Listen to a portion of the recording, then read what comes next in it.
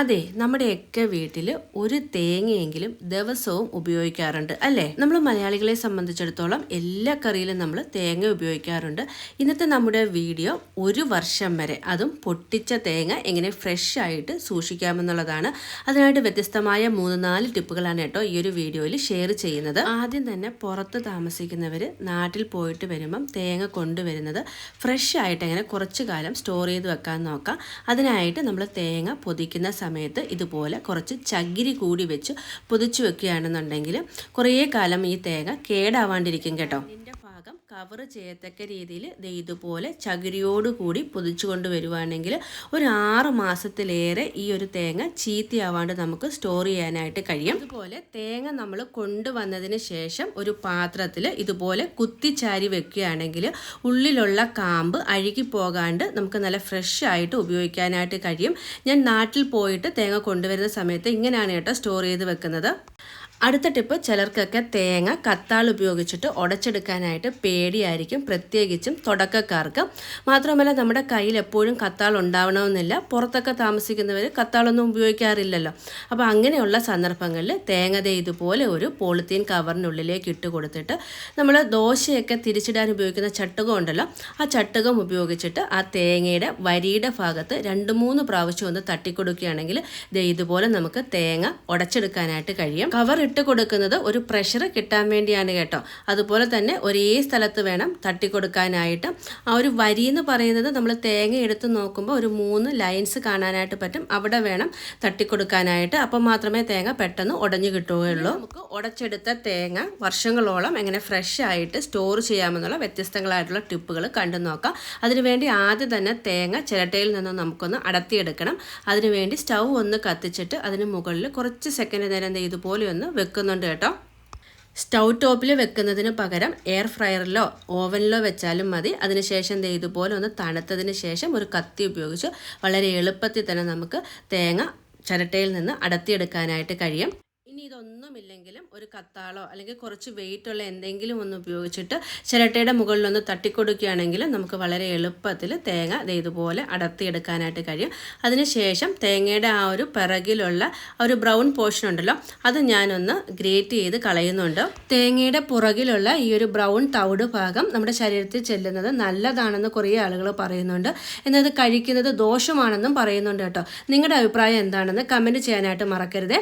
ഞാൻ എല്ലാം കളയുന്നില്ല, കുറച്ചൊക്കെ ഒന്ന് ചെത്തി കളഞ്ഞതിന് ശേഷം ചെറിയ ചെറിയ പീസുകളാക്കിയിട്ട് മിക്സിയുടെ ചെറിയ ജാറിലേക്കാണ് കേട്ടോ ഇട്ട് കൊടുക്കുന്നത്. ഇത് നമുക്ക് പൾസ് ബട്ടണിൽ 1-2 പ്രാവശ്യം ഒന്ന് കറക്കിയെടുക്കുമ്പം ഈ ഒരു രീതിയിൽ കിട്ടും. നമ്മൾ ചിരകി എടുക്കുന്ന അതേ രീതിയിൽ തന്നെയാണ് കിട്ടുന്നത് കേട്ടോ. അതിൽ നല്ല ഈവനായിട്ടാണ് ഇങ്ങനെ നമ്മൾ മിക്സിയിലിട്ട് കറക്കിയെടുക്കുമ്പം കിട്ടുന്നത്. ഇനി ഞാനിത് സ്റ്റോർ ചെയ്ത് വെക്കുന്നത് ഒട്ടും തന്നെ വെള്ളനനവില്ലാത്ത ഒരു കണ്ടെയ്നറിലാണ്. ഇതുപോലെ വൃത്തിയുള്ളൊരു കണ്ടെയ്നറിലേക്ക് തേങ്ങ ഇട്ട് കൊടുത്തതിന് ശേഷം കുറച്ച് ഉപ്പും കൂടെ ചേർത്ത് മിക്സ് ചെയ്ത് ഫ്രീസറിൽ വെക്കുകയാണെങ്കിൽ 6 മാസത്തിൽ കൂടുതൽ നമുക്ക് ഫ്രഷ് ആയിട്ട് തന്നെ ഉപയോഗിക്കാനായിട്ട് കഴിയും. ഒട്ടും തന്നെ ഈ ഒരു തേങ്ങയ്ക്ക് കളർ ചേഞ്ചോ ടേസ്റ്റ് വ്യത്യാസമോ ഒന്നും ഉണ്ടാവില്ല കേട്ടോ. ാക്കുന്ന സമയത്ത് ഉപ്പൊന്ന് നോക്കിയതിന് ശേഷം മാത്രം ചേർത്ത് കൊടുത്താൽ മതി. കാരണം നമ്മൾ ചിരകി വെച്ചിരിക്കുന്ന തേങ്ങയിൽ ഓൾറെഡി ഉപ്പ് ചേർത്തിട്ടുണ്ട്. ഇനി നമുക്ക് അടുത്ത ടിപ്പ് കണ്ടു നോക്കാം. എനിക്ക് പേഴ്സണലി ഒരുപാട് ഇഷ്ടമുള്ളൊരു ടിപ്പാണ് കേട്ടോ. മിക്കപ്പോഴും ഞാൻ തേങ്ങ ഈ ഒരു രീതിയിലാണ് സ്റ്റോർ ചെയ്ത് വെക്കാറുള്ളത്. ചെറിയ ചെറിയ പീസുകളാക്കി എടുത്ത തേങ്ങ ഒരു കണ്ടെയ്നറിലേക്ക് ആക്കിയിട്ട് നമ്മൾ ഇതിലേക്ക് തിളപ്പിച്ച് ആറിയ വെള്ളമാണ് കേട്ടോ ഒഴിച്ചു കൊടുക്കുന്നത്. ഒരിക്കലും ടാപ്പ് വാട്ടർ ഒഴിച്ചു കൊടുക്കരുത്. തേങ്ങ മുങ്ങി നിൽക്കത്തക്ക രീതിയിൽ വെള്ളം ഒഴിച്ചു കൊടുത്തതിന് ശേഷം നല്ല പോലെ അടച്ച് ആ ഒരു അടപ്പിന് മുകളിൽ നമുക്ക് കുറച്ച് ഹോളുകൾ ഇട്ട് കൊടുക്കണം. കണ്ടെയ്നറിനുള്ളിൽ നല്ല എയർ സർക്കുലേഷൻ കിട്ടാൻ വേണ്ടിയാണ് കേട്ടോ നമ്മൾ ഇതുപോലെ ഹോളുകൾ ഇട്ട് കൊടുക്കുന്നത്. ഈ ഒരു രീതിയിൽ നിങ്ങൾ സ്റ്റോർ ചെയ്ത് വെക്കുകയാണെന്നുണ്ടെങ്കിൽ എത്ര നാൾ കഴിഞ്ഞാലും തേങ്ങ നല്ല ഫ്രഷ് ആയിട്ട് ഉപയോഗിക്കാനായിട്ട് കഴിയും. നമ്മൾ അപ്പം ഉടച്ചിട്ട് എങ്ങനെയാണോ ഉപയോഗിക്കുന്നത് ആ ഒരു ടേസ്റ്റോട് കൂടി തന്നെ ഉപയോഗിക്കാനായിട്ട് കഴിയും കേട്ടോ. ഇത് നമ്മൾ ഫ്രീസറിലല്ല സ്റ്റോർ ചെയ്യുന്നത്, ഫ്രിഡ്ജിലാണ് സ്റ്റോർ ചെയ്തത്. ശ്രദ്ധിക്കേണ്ടുന്ന ഒരു കാര്യം, എപ്പോഴും നമ്മൾ 2 ദിവസം കൂടുമ്പം ഈ ഒരു വെള്ളം മാറ്റിയിട്ട് പുതിയ വെള്ളം ഒഴിച്ചു കൊടുക്കാനായിട്ട് ശ്രദ്ധിക്കണം. പുതിയ വെള്ളവും എപ്പോഴും തിളപ്പിച്ച് ആറിയ വെള്ളം വേണം ഇതിലേക്ക് ഒഴിച്ചു കൊടുക്കാനായിട്ട്. ചൂടുവെള്ളവും ഒഴിച്ചു കൊടുക്കരുത്, അതുപോലെ തന്നെ ടാപ്പ് വാട്ടറും ഒഴിച്ചു കൊടുക്കരുത്. വീഡിയോ ഇഷ്ടപ്പെട്ടെങ്കിൽ ഇപ്പം തന്നെ ഒരു ലൈക്ക് നൽകാനും ഒപ്പം തന്നെ നിങ്ങളുടെ അഭിപ്രായം കമൻ്റ് ആയിട്ട് എന്നെ അറിയിക്കാനും മറക്കരുത്. ഇനി നമുക്ക് അടുത്ത രീതി കണ്ടു നോക്കാം. മൂന്നാമത്തെ രീതിയിൽ നമ്മൾ തേങ്ങാ പാലായിട്ടാണ് കേട്ടോ സ്റ്റോർ ചെയ്ത് വെക്കുന്നത്. ഇത് നമുക്ക് ഒരു വർഷം വരെ സ്റ്റോർ ചെയ്യാനായിട്ട് കഴിയും. അതിനായിട്ട് ചെറിയ ചെറിയ പീസാക്കി എടുത്ത തേങ്ങ മിക്സിയുടെ ജാറിലേക്ക് ഇട്ട് കൊടുത്തിട്ട് ഞാൻ ഇതിലേക്ക് 1 ടേബിൾ സ്പൂണോളം അരിപ്പൊടിയാണ് കേട്ടോ ചേർത്ത് കൊടുക്കുന്നത്. ഇതിലേക്ക് പിന്നെ കുറച്ച് വെള്ളം കൂടി ഒഴിച്ചിട്ട് നല്ല പോലെ അരച്ച് നമുക്കിതൊന്ന് അരിച്ചെടുക്കണം. അരിപ്പൊടി ചേർത്ത് കൊടുക്കുന്നത് തേങ്ങാപ്പാലിന് നല്ല കട്ടി കിട്ടാനും അതുപോലെ തന്നെ പെട്ടെന്ന് ചീത്തയാകാതിരിക്കാനുമാണ്. അരിച്ചെടുത്ത തേങ്ങാപ്പാൽ ഇതുപോലെ നമുക്ക് ഐസ് ട്രേയിലേക്ക് ഒഴിച്ചു കൊടുത്തിട്ട് നല്ല പോലെ തണുപ്പിച്ചെടുത്ത് ഒരു ബോക്സിലാക്കി സ്റ്റോർ ചെയ്യുവാണെങ്കിൽ ഒരു വർഷത്തിൽ കൂടുതൽ തന്നെ നമുക്ക് ഉപയോഗിക്കാനായിട്ട് കഴിയും. കറികൾ തയ്യാറാക്കുന്ന സമയത്ത് 1-2 ക്യൂബ് കറിയിലേക്ക് ഇട്ട് കൊടുത്താൽ മതി കേട്ടോ.